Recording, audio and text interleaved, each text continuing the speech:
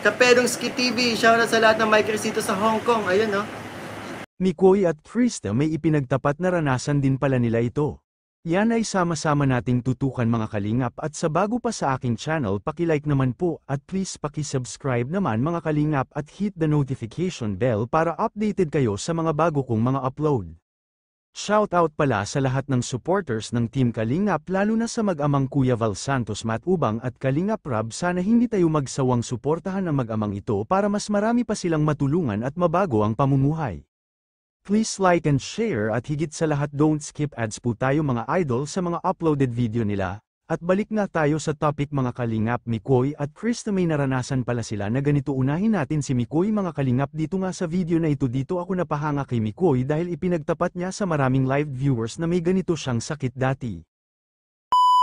Nakakawa talaga kalagayan niya. Oh, alam niyo yung ano, kasi ang alam lang nila pag iniwas, tawag dito, pag iniwalay lang yung kubyerto, yung mga gamit sa pagkain ng tatay, akala nila makakaiwas na sila.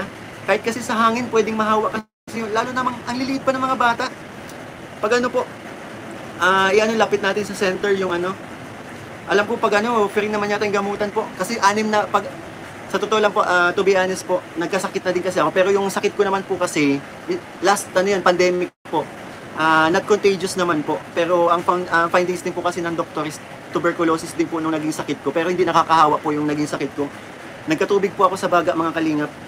3 weeks po ako na ospital. Kaya sabi nung nakaano po, hindi man na daw po ako mahahawa kasi nakapitan na nga po ako ng virus na ganun. Pero syempre, ingat na lang din po.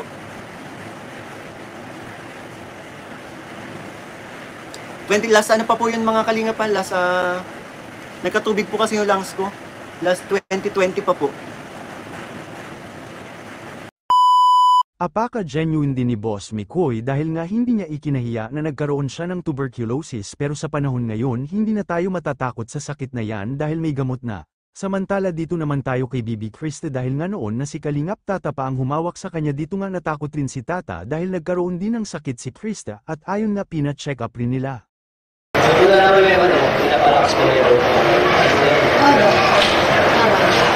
Sinasabi nila na kung ano yung lumabas sa resulta po, tuwing pa rin po, matatag pa rin. Siguro lang po yun. Sabi ko nila, may maring yun. Kaya. So, wala kasi yung way yung matakasalip sa'yo. So, ayos. Nakakapulog ka ba? May time po na nagigising ako ng mga madaling araw po kasi nga masakit po.